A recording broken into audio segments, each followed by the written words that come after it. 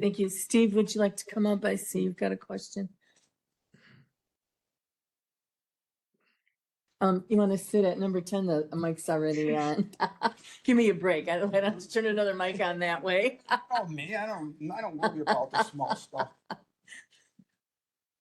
Now, this is a question for Kevin. Yep. Okay, our reserve fund has a 25% limit, right?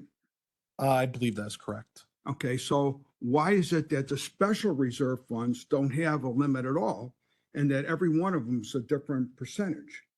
I don't know. Is that I don't plan Is that a legal thing? That's when I question you. because- I'm not aware. We can look into that. But I don't know why they were planned the way they are. But I can look into that. Okay, because that's an important question for this group. So if there's a different special fund reserve for each of these different line items or departments or whatever you want to call it, why?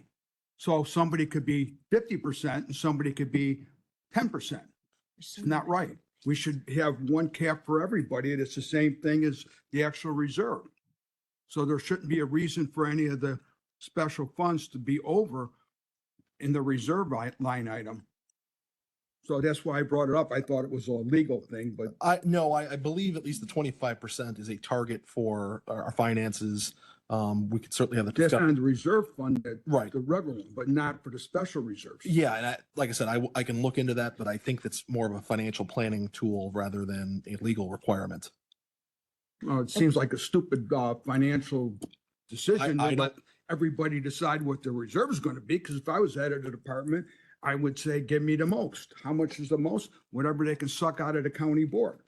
Again, I don't comment on whether things are I'm wise. not trying to give you a hard You Right. guys set the Michelle- budget. Yeah, you guys I'm set the just- budget. Michelle So is going to speak in a little bit, and she might be able to shed some light on that. But it's my understanding that our reserve is a target that's set by the state, and in conjunction with our auditor, we're